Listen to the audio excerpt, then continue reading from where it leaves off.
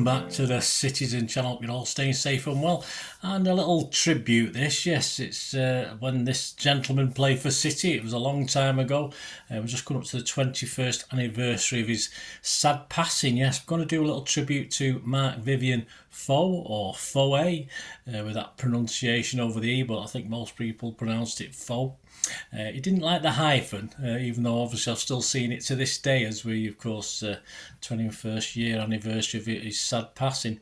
His nickname was Marco, so I'll try and call him Marco during this little tribute. A three-part. The first couple of parts are about his time at City, and then I'll just dedicate a little third part to some tributes that were given at the time. So hope you watch all three, and of course, rest in peace, Marc. Yes, the 26th of June saw the 21st anniversary, 26th of June 2024, of Marc's sad death. And he spent the last year of his club football career, of course, as City fans we know, with us before this tragedy. He died on the pitch whilst playing for his country on the 26th of June 2003. Marc was born on the 1st of May 1975. His clubs included Lens, West Ham United and Lyon before joining Kevin Keegan at City. Early images there of City's 2002-3 squad. Foe is in the back row, third from the left. Of course, that squad would change slightly as we'd had transfer deadline days, but of course we had a bit more in and outs in those days. He returned to England on loan to City on the 18th of June 2002, ready for the 2002-03 season, for a loan fee of £550,000, which is quite a lot of money in those days. An option to buy, and Lyon were due to play Champions League football, but Marc chose to come to City. He said on joining for a year's loan, "I knew there were many good players here, and though I got 2 or 3 propositions from other clubs, City was my number one choice." He cited Keegan as a big factor in his coming to City. Foe's Cameroon teammate Lucien Matomo was already at City, of course. City successfully appealed a 4-match ban against Marc, a hangover from when he was at West Ham, to allow him to make his debut on the opening day of the season. A 3-0 loss to Leeds United at Ellen Road on the 17th of August. On his first game for City, a competitive game for City, the lineup that day was Nash, Sunjai, Howitt, Distam. That was his debut as well. Shawnee Wright, Jensen, Horlock, Benabia, Foe, Berkovic and Anelka. That was his debut as well. Subs used Huckabee, Dunn and Shuka. Subs unused Gota and Flowers. Despite the loss, he made a good debut, and the Manchester Evening News rated him an 8 out of 10. Yes, there'll be a few ratings dotted about these first 2 vlogs, and they're all from the Manchester Evening News match report. And it said in the Manchester Evening News, he looks at home anywhere on the pitch. And all the quoted ratings will be the Manchester Evening News's. His main road bow went better on August the 24th for 1-0 home win over Newcastle. And his box-to-box abilities were clear to see. The Manchester Evening News gave him another 8 out of 10 on that one. After defeat at Villa, Marc was his best yet on the 31st of August in a 3-1 victory at Main Road over Everton, rating 9 out of 10. I think that was the highest rating was to get his time at City. 2 lesser displays though from Marc, both rated 6s. A 2-1 loss at Arsenal and a 2-2 home draw with Blackburn followed in mid-September. Indeed, trying to play out from the back, Marc misplaced a pass, and this was pounced upon by Thompson, who then scored the Rovers' opening goal. He was better as he returned to his previous English employers, West Ham.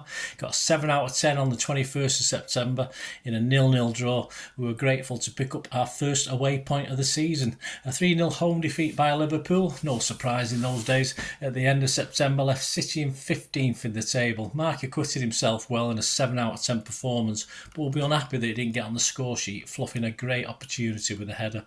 2 OK performances, both 6 out of 10s, in a 3-2 League Cup win against Crewe and a 2-0 defeat at Southampton in early October, were followed by an 8 out of 10 showing on the 19th of October and a 3-0 loss to Chelsea at Main Road. In the lead up to the last Main Road derby, he rated 7 in a 2-0 win at Birmingham, and he rated a 6 in a 2-1 win at West Brom. But in the third round of the League Cup, a 1-0 loss to the mighty Wigan. Again, never did very well against them, did we? He had his worst performance in a City shirt, according to the Manchester Evening News, and appeared to miss an injured Teato as well that game. He scored just a 4 out of 10. Foe rated a 7 and did his part in a memorable, of course, 3-1 win over United on the 9th of November in that last ever Main Road derby. After playing every game so far, Marc had to come off though early in the second half in a 1-0 Main Road defeat by Charlton. He was rated 5 out of 10 for that one on the 16th of November and then missed his first game of the season a week later on the 23rd of November, a 3-1 loss at Middlesbrough through suspension. He was back for the Main Road 2-0 win over Bolton. He rated just a 5 again, but he bounced back with an 8 rating and his first City goal in a 3-0 win at Sunderland on the 9th of December. He scored City's opener on 44 minutes as he latched onto a Sunjai through ball, lobbed the keeper and then followed on to make sure and roll it into the net.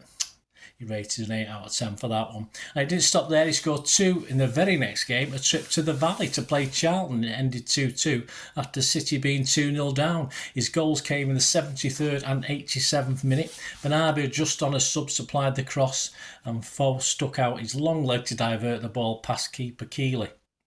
His second came from a Bernabeu corner which was partly headed clear, only for Berkovic sending a shot which was going wide when Marc turned it in at the far post, and he rated another 8 out of 10.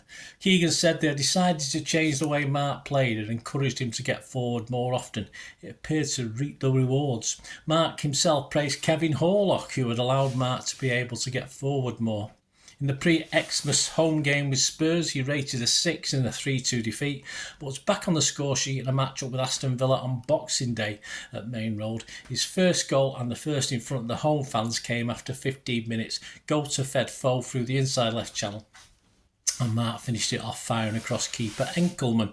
The Manchester City magazine voted Marc's second goal on 60 minutes and City's third into their top 10 goals of the season. Bernabeu just put City ahead 2-1. He chipped a beautiful ball through to a surging Foe who took it round the keeper. Appeared to have pushed it too far but stuck out his long leg to slide it home. He went close to getting a hat-trick as well, but 2 would have to do. He got a 7 out of 10 in that game. So please join me as we come to the end of 2002 there. Join me in part 2 as we say, of course, farewell to Main Road and hopes of signing Marc. Sort of first recede and then later improve. But a devastating, of course, cruel turn of events were to take the big guy from us all far too young an age. So please join me in part 2, guys. Be much appreciated as we continue this little tribute to Marc Vivien Foe. Rest in peace. See you soon, Blues. Bye for now.